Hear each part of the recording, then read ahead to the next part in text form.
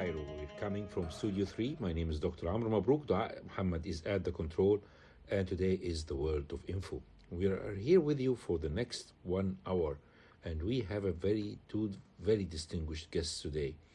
And these guests are not only adventurer peoples, but definitely they are very special gentlemen and a lady who have succeeded not only in climbing Mount Everest, but also they did climb the 14 highest summits of Earth. And this is an accomplishment that very few people have done. Today we're having with us Miss Adriana Brownli from the UK and Mr. Geljie Sherpa from Nepal. And yes, they have a story to tell us. And definitely, it's a very great chance to have them both with us here in Radio Cairo to tell them and to tell us and to tell everyone about their experience in mountaineering. And first we'll start, because ladies first, of course, would like to welcome Miss Adriana Brownli. Adriana, really thank you very much for coming and taking the time to come here. I know you have a very short business trip to Cairo, and you had the chance to meet yesterday at the Nepali ambassador residence, who was very kind to introduce us to you and to Mr. Geljie Sherpa. And I really was stunned to know that you are quite young. May I say your age? Yeah, of course, go for it. Well, she's 24 years old. At the age of 20, she has climbed Mount Everest, and she reached the peak when she was 20 as the youngest British lady who have ever done that before. And she has climbed the other 13 summits, which are the highest summits. And definition of a high summit is the summit that is higher than 8,000 meters. And all of these summits are by chance in Nepal, except for K2 in Pakistan. Yes, there's 8 in Nepal, and then 5 in Pakistan, and then the others are in Tibet. All right, so thank you for correcting the geographic information, but 8 in Nepal is really big company, right? Yeah, 100%. That is the land of the 8,000 meter peaks. Yes, and definitely this is really quite difficult. I tried to do my homework in the beginning and tried to read the book about the climbing mountain of Everest, and it was by a gentleman by name Ferguson, and he has called his book Ascent to Hell. And so I asked Adriana yesterday, really, is this meaning that it is an ascent to hell? I don't think so. I think most people would see it in a more positive light, I'd hope. But I guess when you write a book, you want to make it as dramatic as possible. So Ascent to Hell is probably quite fitting for his story. But for me personally, it was an ascent to heaven, I think. Having the view at the top of Mount Everest, it was 360 panoramic views of all the Himalayan mountains. Snow-capped mountains. It was beautiful, and you really feel literally like you're on top of the world. So literally and exactly, because you are just about maybe 500 meters away from the cruise of a 747, right? Exactly, yeah.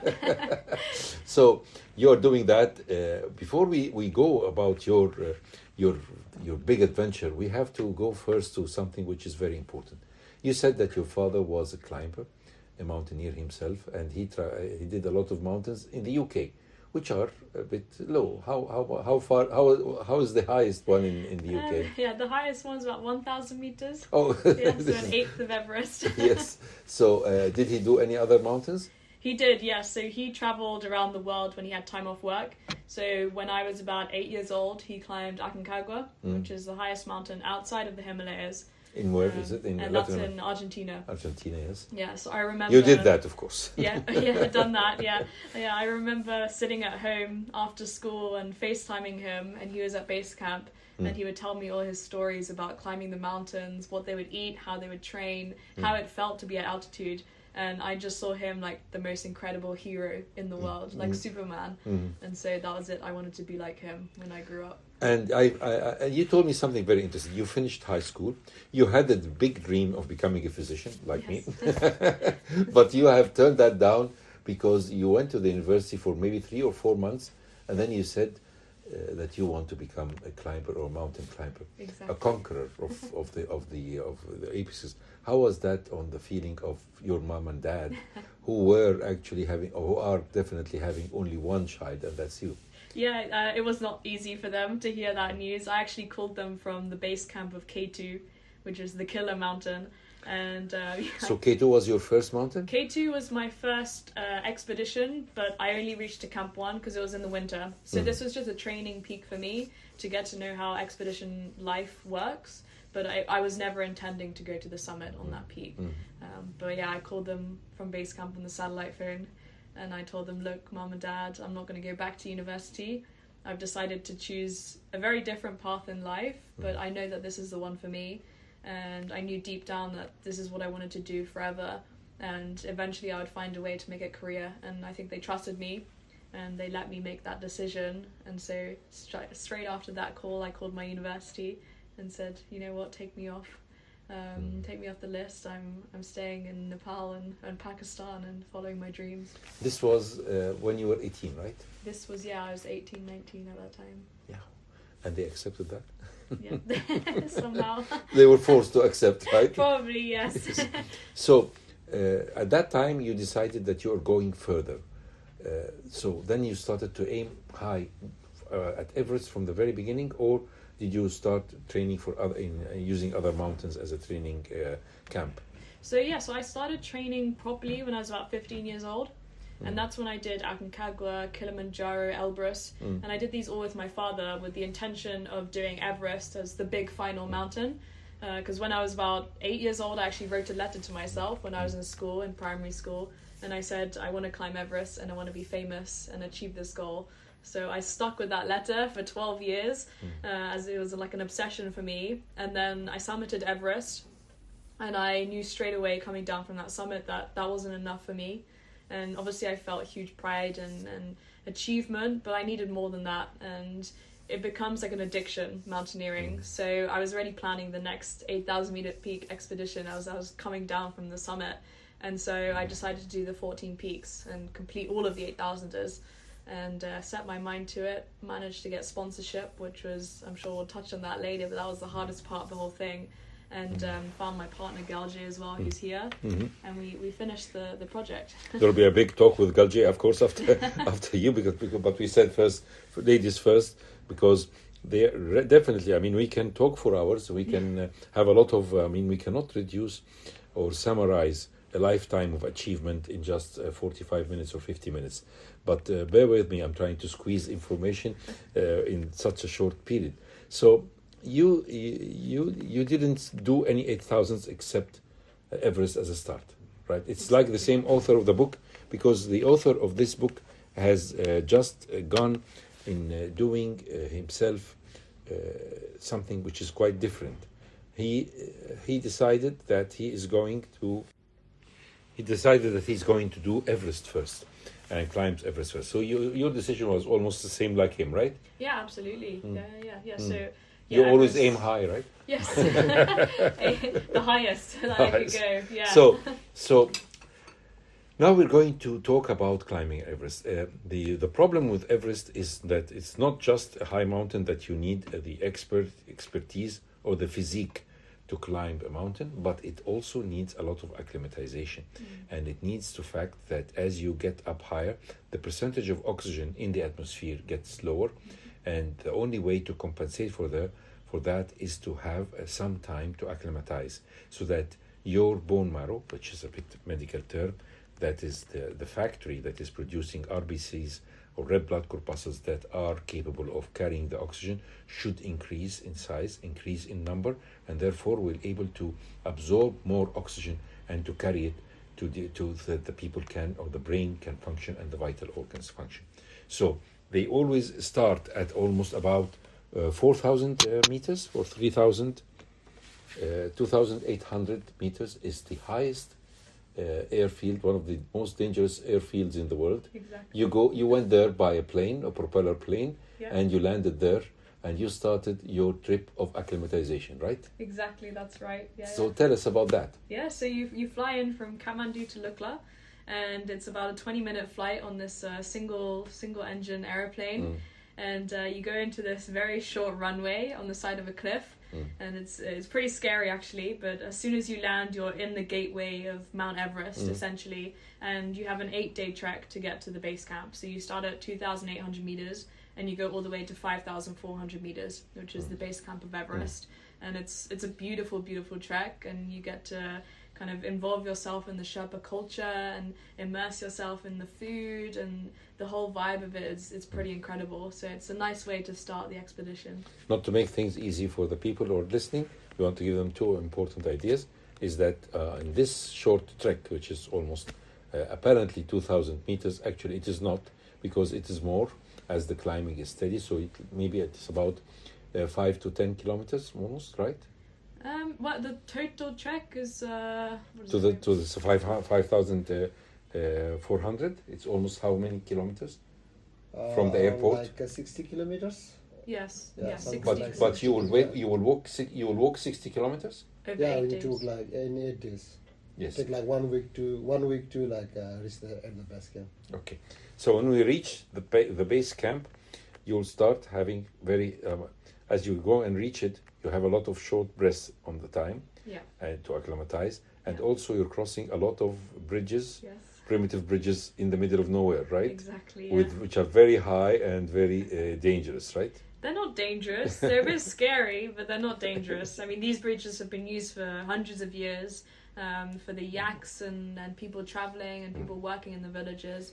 But yeah, they do sway in the wind, so not for the ones And there is a at the heights. big gap in the middle that you can Yes, see, maybe pretty- 60 meters, 70 pretty big, meters, or yeah. even high, right? Yeah, yeah. So now that you have reached the 5,400 base camp, you will do something that they say climb and go down, or Yeah, sleep. so climb high and sleep low. Mm. Yeah, yeah. So climb high is that you're going to go for camp 1. Yep. And then go, which is about 1,000 meters away, and almost 5 kilometers or 4 kilometers away. Yeah, something like this. Yes. Yeah. And you climb, reach it, and then you go down to start another process of acclimatization, and you go to camp 1, camp 2, and camp 3, and go back and Yep. rest. Yeah. And wait for a window. Tell us, what is the window?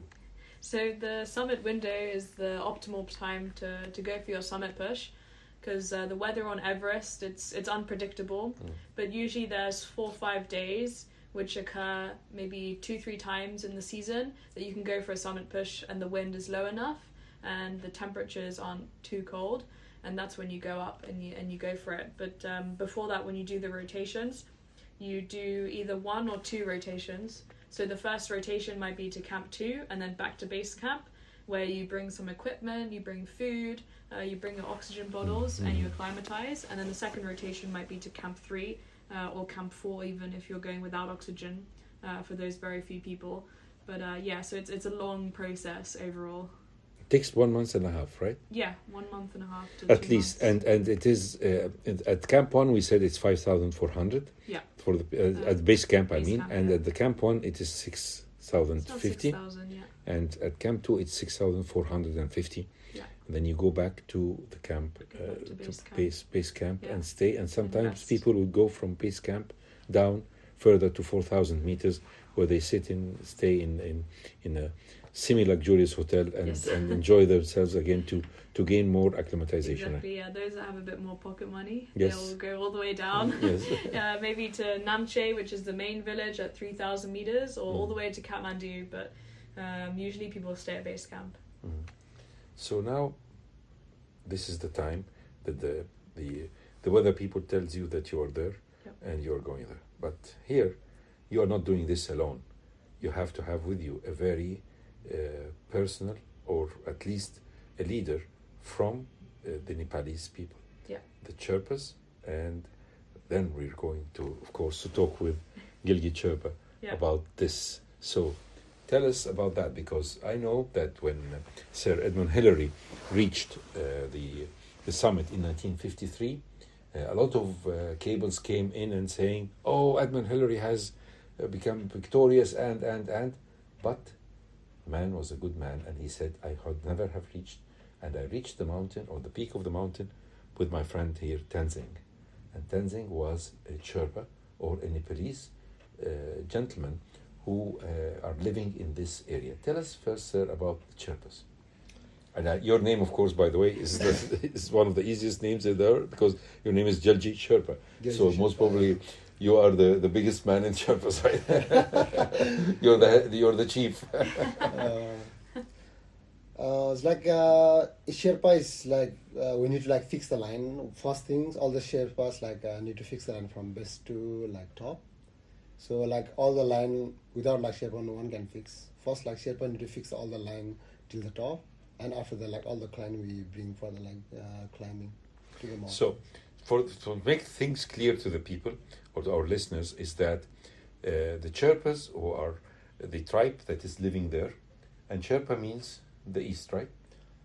Yeah, Sherpa means east. Sherpa means east, and Sherpa is like one of the like castes in Nepal. Yes. They have like we have like so many castes like Rai, Tamang, Limbu, so many. Sherpa is the one of the castes, and we call Sherpa who like climbing mountain and who guiding mountain, and we call the Sherpa also.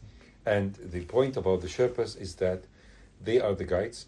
They are the ones who make ropes and fix these ropes, which are the safety ropes, which act like ladders that all the climbers will have to use and cling to. And if they always fix themselves to these ropes as they're climbing, they are safe. Unless, of course, God forbid, that there might be happening an avalanche. This is something else. So we're talking about ideal situations. Nobody can climb without using the ropes, which already the Sherpas in the beginning of the season have put in the direction to reach till the summit. Right, sir? Yeah, that's right. All the like Sherpas, like first things like from base camp to camp 2, like need to fix by the Kumbha Asphalt doctor. Those are all Sherpas, but they need to fix like till camp 2. Like Kumbha Asphalt is like most dangerous part in there. That's like similar like an army job. Like we can go like at the morning like for the fixing line and like making the route, but like no one know like we come back or not. That much like dangerous in Kumbha Asphalt. And all the Sherpas they need to fix till camp 2. That Sherpas we call like Kumbha Asphalt doctor. And from camp 2 to summit is like again like another Sherpa we have other team for like for the fixing teams.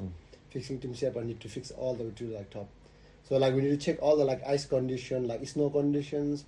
There's like we need to check like all the weather forecast, and we need to check like all the ice condition, snow condition. That's like safe or not.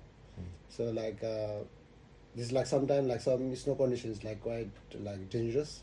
When like snowing like 3-4 days, and after that time like we need to wait like 3-4 days like for the compact the snow.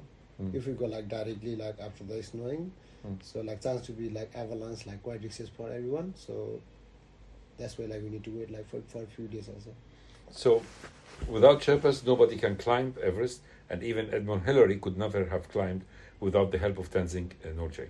And of course, when we're talking about this, they are the local people, they are the kind people, and they are the people who are making life possible in Nepal, and especially in the mountain areas and in Everest.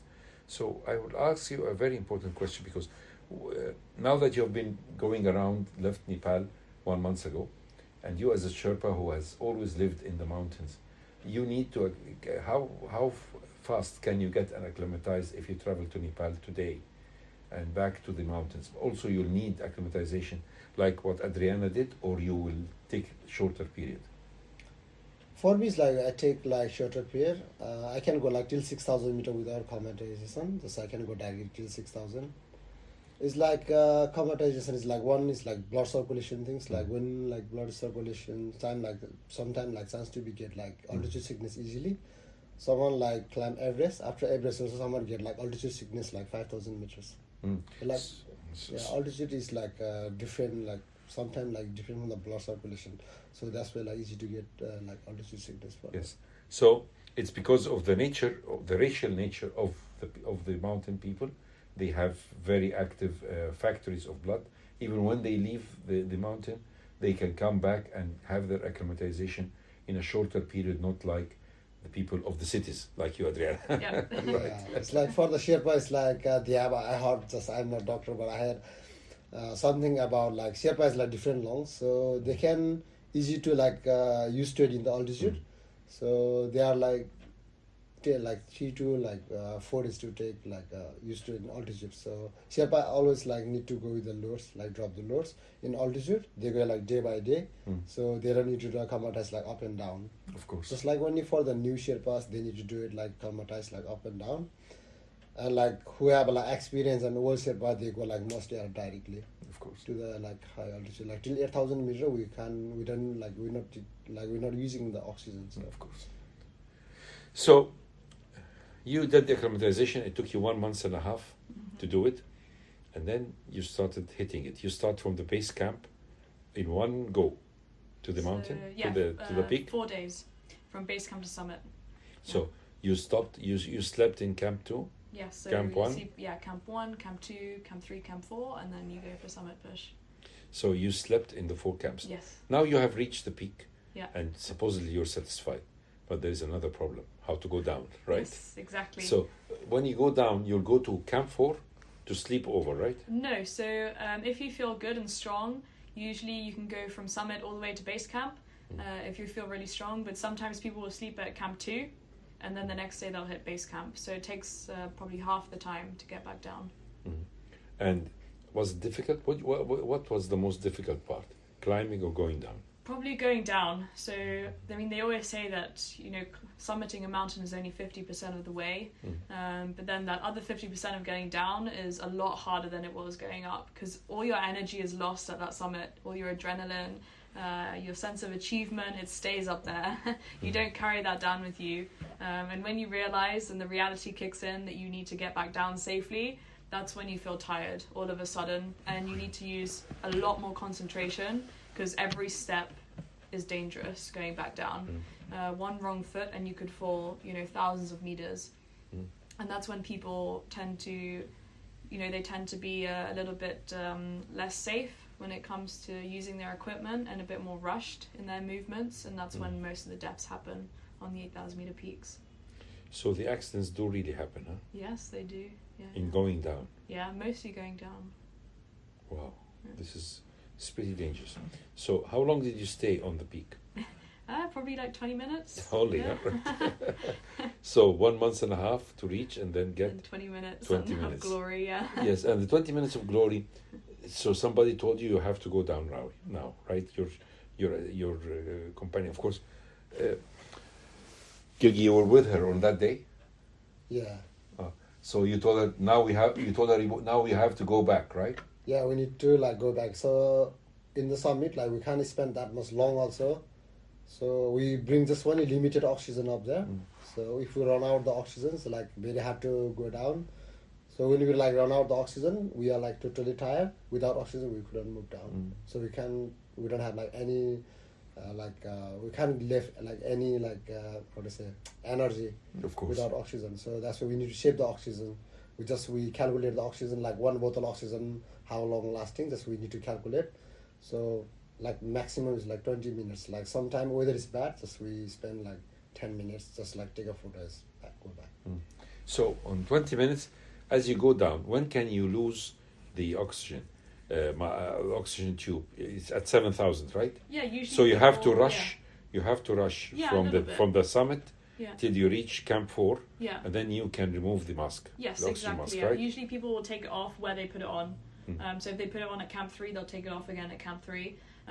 But if you have like a good guide and a Sherpa who's experienced, they'll know how much oxygen you need to take, and they'll calculate it so you don't need to rush on it at any point. So you can, you know, take your time getting back down the mountain. So the famous Charles Navour singer said once sang a song, and he said, "We'll climb the peak until we're weak and satisfied." Were you satisfied? I was satisfied. I think, I felt a huge sense of achievement and pride when I was doing it, but I knew that I wanted more. And I know what my limit is. They say that there are like bold climbers, but there are no bold old climbers. This is what I was going to say. The famous saying that there is no bold old climbers, because if they usually will perish, right? Exactly, yeah. So you need to know your limits. So after you did that and you made this great step forward, I think we have to take a break. Absolutely. And after that we'll go on and we'll discuss more about what should we do. We're still listening to the World of Info, and we are coming from Studio 3, Radio Cairo, and today is a very special episode. We are talking to Miss Adriana Brownli and Mr. Geljie Sherpa from, you say from Nepal. Adriana is from the UK, but she's currently living in Nepal. And they are talking about the Mount Everest. So you have climbed the mountain, and anyone in your place would say, okay, I've done it, and that's it. But you decided to do the other 14, and they are all related to the Himalayas. Exactly. So there are 8 in Nepal, yeah, and there are 5 in Tibet, Pakistan, yeah, and the rest? And the rest are in Tibet. In Tibet. Yeah, yeah. And this needed a lot of logistics, right? Yes. And a huge amount of money, and a lot of donors, and a lot of sponsors. Exactly. And it needed a lot of courage from your side. Yeah. Tell us about this journey. Yes. So yeah, I decided to complete the 13 other 8,000 meter peaks to make it 14 in total. And it wasn't really my dream since I was young. It was only Everest, but I knew that I wanted to pursue this project and continue my mountaineering. And so decided to take it on after Everest, and I did all the other 13 within 3.5 years. And as you said, it took a lot of determination, strength, persistence, and a lot of hard work trying to get the sponsorship and the funding to do it, because in the end it would have been close to $700,000 to complete this whole project, which obviously I did not have in my pocket. I don't think many people have that in their pocket. And so yeah, that was a big part of it. But yeah, now it's finished. I summited my last 8,000 meter peak on October 9th. Which one was that? That was Sherpa. So I summited that without supplementary oxygen. So took it to another level and finished on a high. And here I am now. So tell us about that, because now you have done the 14. And maybe somebody would say, like, for example, the author of the book, he said, I've done Everest and I've done one marathon, and that's enough. I know it's becoming kicking, and you say, I will do one more. What is your next aim? My next aim, so at the moment I'm going to focus on our expedition company that I have with Geljie, taking people to the mountains and showing them what we love to do. And then probably in 2026, I'll try to probably do Everest without supplementary oxygen. That's my next big goal. This is pretty dangerous. This is totally unphysiologic, you know that. It's yes, totally exactly, unmedical. Yeah. And I was talking before going on air with Geljie, and I want to ask him this question. I told him, you as a Sherpa, you can go to the peak of the mountain Everest without oxygen. And he said, yes, of course, I can do that, but I need to be completely 100% sober with my oxygen mask so that I can help anyone who is in need. Right, sir? I didn't get that. I mean, you said to me that yes, Sherpas can reach the peak, but usually they use oxygen to be so that they are, as leaders of the group who are climbers, they have to be 100% able not just to save themselves but to save the others. So that's why you are using oxygen on the peak. You don't want to skip it, just in case that you have some problems without the oxygen, then the lives of others can be endangered. Yeah, that's Sherpa possible to do like without oxygen. Like so many Sherpas already did it also, and so many Nepali people also did it. So like Sherpa is like easy to like do acclimatize, like easy to like used to it in the altitude, so they're like quite strong also. So like easy to do on the like top like 1,000 meters without oxygen. But we need to look after for the clients, and Yes. we have to look after ourselves also. So we have a response for the clients. So like for the Sherpas, like they get we get paid for them from them. So we need to look after them. That's our responsibility. Exactly. To like bring on the top. So that's why we need to use oxygens. If we not use oxygens, we not have like that much enough energy. And above 8,000 meters, like had to take the decision, like very had to take the decisions, because what do we do? In the altitudes, it's like very like easy to forget things, you know. So Of course. if you use oxygen, like you like stay like on like stable in your mind, you can think whatever you need to do. What you need to do exactly for how you look after your clients and how you look after yourself. So that's where like we use oxygen. Exactly. So this is a very important point. So this proves that this is unphysiological. What do you think of that, Adriana? Still, you want to do it without oxygen? Yes, why not? But we were Maybe not. discussing yesterday about the point that really this hypoxia can affect the brain and minor vessels. Yes, it does, So please yeah. don't do that frequently. No, I won't. I've already lost a lot of my memory. Really? A lot of brain cells, yes, yeah. Really? Absolutely. So this is just a precaution to our listeners. Please don't Yeah. take it for granted. Yeah. So you're intending to go on for your encounters. Do you intend to also be like a guide, or you're going to stay in base camp? Most of my work will be around base camp, so running the logistics, the admin, and looking after the Sherpas and the clients. And if a client does want to climb with me as a guide, then I'm happy to take them up. But for me, it's quite difficult to carry the amount of oxygen that the Sherpas carry, because as we touched on, they're extremely strong, and their mindset is on a whole different level. And so if I was going to guide a client on my own, it wouldn't probably be possible. I'd have to have a Sherpa with me to support. That's just how strong they are. But yeah, maybe one day, we'll see. So another point is that the type of life that you are living is totally, on the mountains, is totally very primitive, because you cannot bring everything that you need on top of the mountain. And also it's very important to avoid what some people would say, that Everest is full of garbage. And a lot of Sherpas are really doing a great job to clean up the mountain from all the debris that has been accumulated through many years of climbing and seasons. And now the Nepalese government is fining all the companies if they're not avoiding the litter that they tell us about this, because this is very important to save the environment. And as I understand that every expedition before it starts, there will be one of the monks, Tibetan monks, and the Nepalese monks, who would come up and say a prayer and apologizing to the mountain for littering it and harming it. Tell us about this.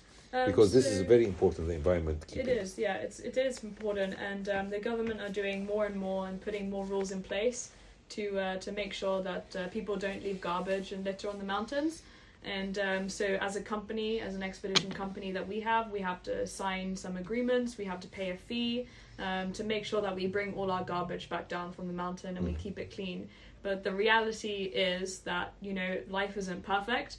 And sometimes when you get to above 8,000 meters or Camp 4 on Mount Everest, for example, maybe your client is sick or the wind is extremely high, the weather's bad.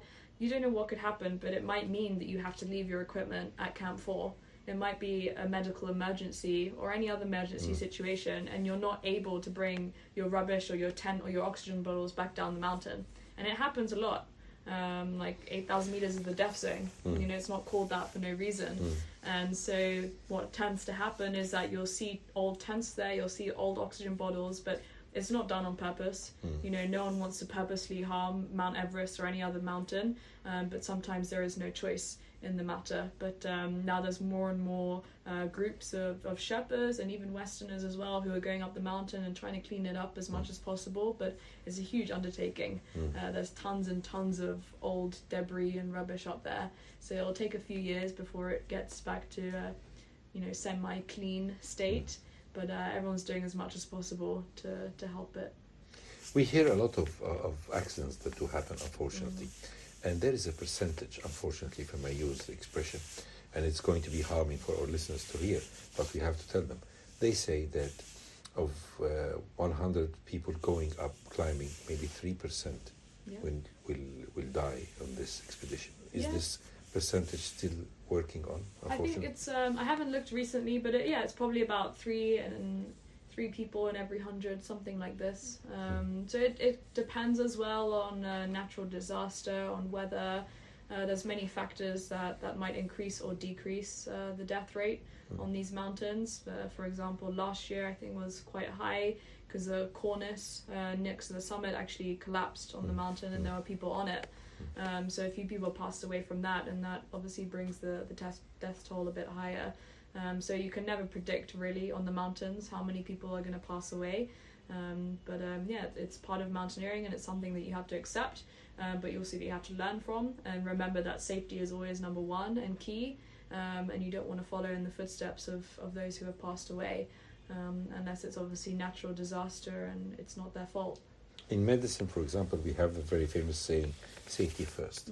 You have the same in your Absolutely, company, yeah. and you intend to reduce the number of the people so that you give extra care to the people coming with you under your authority, right? Yeah, exactly. So one of the reasons we started AGA was to make sure that that gap in the market was filled, so to say, and to have an expedition company that really puts safety at number one, because a lot of them don't anymore, and it's more just about profits in general. Whereas for us, this company is a passion. This is not about making money or becoming rich or anything like this. It's just to show people what we love to do. And the number one rule is to get up and down that mountain safely. Obviously, successfully would be nice, but it's not always, the number one. And so one way we do that is we minimize the amount of clients that we have on 8,000 meter peaks, usually to a maximum of 6 people. And that way we can really concentrate on each individual, their needs, how they want to approach this mountain, how much acclimatization they need, how much oxygen they need, because everyone is different. Everyone is genetically built in a different way. And so we really specialize in that. So Everest is compared to other mountains which are 8,000 above, 8,000 plus, if you use the expression. Is difficult, or K2 more difficult? K2 is more difficult than Everest. So Everest has now become a very commercialized mountain. So you'll get all types of different people that are going to the mountain to climb. And that means that it's quite a safe mountain in general, and also the more people there are, the more footsteps there are, and the safer the fixing, and the more Sherpas there are in case something happens. Whereas on K2 it's a bit different, mostly because of the fact that it's in Pakistan, and the safety measures out there aren't as established as they are in Nepal. In Pakistan you have to pay $25,000 for a helicopter evacuation, whereas in Nepal it's all under insurance, but insurance doesn't cover you in Pakistan in the mountains. So if something does go wrong, you're highly likely you're going to stay up there forever, which is terrifying. That's a very difficult sentence. It's awful, yeah. So Pakistan it's a lot more raw and a lot scarier as a mountaineering place, and also the rockfall on K2 is very high as well. So K2 is quite a steep, rocky mountain, and if you have people climbing above you and they knock one rock by accident with their crampon, if that goes onto your head, then you're finished. Wow. Yeah. Wow. And this was for you number what of the 14? Oh, gosh, I have to calculate it. So Everest, Masu, Dalagiri, Lhotse, Makalu, Annapurna, Kanchenjunga. That was number 8, I think. Number 8. Yeah. So you took it in midway, right? Yeah, that was about halfway. It was tough, huh? Yeah, it was hard. It was very tough, and it was we did the Pakistan mountains you do in the summer season, so July, August, and actually we did Nanga Parbat and Broad Peak first. So we'd done 2 8,000ers, and then K2 was the last one. So that was the 3rd mountain within 1 month. So that last one was exhausting because we were already so tired. Adriana, you're very bold. Yeah. You agree about that? She's very bold, right? Yeah. So when we're talking about that, and about safety, and about that there is nothing called a bold old mountaineer, this is tough, right? Yeah. So in your plans, I mean, for safety first, and of course for a safe environment above and all, there are a lot of things that we can call safe mountaineering, because it's definitely, I mean, 3% is a high mortality rate and a high percentage rate, and of course it's also related to a lot of factors, including, for example, the health of the patient, of the person before he climbs. So when I was running in one of the articles in Time about mountaineering, I found out that it has become so commercial that people who are very rich can climb Everest, and Sherpas will carry them off. Is this really is this possible? I thought that this is an exaggeration. It is, yeah. It's definitely an exaggeration. The newspapers now, but what they will do is that they'll throw a lot of money basically at a company, and the Sherpas, either they'll have like multiple Sherpas for one person, they'll have more oxygen bottles than normal, or the pressure on the oxygen will be a lot higher, so the flow will be faster, and these are all things to make the expedition a lot easier. But you know, the more things that you throw at the client to make it easier, the less of a realistic mountaineering expedition it is. You know, climbing Mount Everest is supposed to be about climbing and alpinism and testing yourself, but really these people just want to climb the mountain for the photo and come back down again. That's all that's in their mind. So, and this is dangerous again, because probably 90% of these people that act this way on the mountain, they don't have the experience that's required. A lot of them will come to Everest and never even seen a harness or a crampon before. Not to say that's not everyone, but there are a few people that we've seen that are like this, which is dangerous for the Sherpa and for themselves, but also for the other clients too. So hopefully this doesn't continue for a lot longer, and we're trying to change that approach, because, you know, Everest it's not a circus, it's a serious mountain, and if you're going to climb it, you climb it in the proper style. With a lot of respect to the mountain and respect to yourself as well. 100%. So you told me about the fact that evacuation is done within the insurance, and how safe the helicopters can reach the peak of the mountain itself? No. So the helicopters will go, I think, up to 7,000 meters. That's Camp 4. That's Camp 3. Camp 3. Yeah, Camp 3. That's usually the highest that they'll go. I think there's been helicopters that have been to the summit of Everest, but not taking any clients or anything, just for world records. And yeah. So they have to go. So the Sherpas, if any accident happens between 7,000, God forbid, and 8,400, it will be the role of the Sherpas to carry the injured down till Camp 3. It's right? It's not really. So usually people, they will like sign a disclaimer or something saying that their life is in their responsibility, and it's not really the responsibility of the Sherpa. So if something happens to them in the death zone, it's not the responsibility of the Sherpa to bring them back down. But because of the type of people that Sherpa are and their Buddhist culture, for them saving other people comes before anything, even before taking their client to the summit and getting salaries. So that's why, like Geljie, was it 2 years ago now, he saved a Malaysian climber from 8,400 meters and carried this Malaysian climber on his back on his own. No one else was helping him, and brought him back down to Camp 3 where he could then be evacuated. So he saved that man's life, but that's rare. And it went viral because it's not something that usually happens on the mountains. This is more of a new thing, and Geljie showed the world that it's possible, which is amazing. But people still need to be careful up there. He was injured, or he lost consciousness, or what?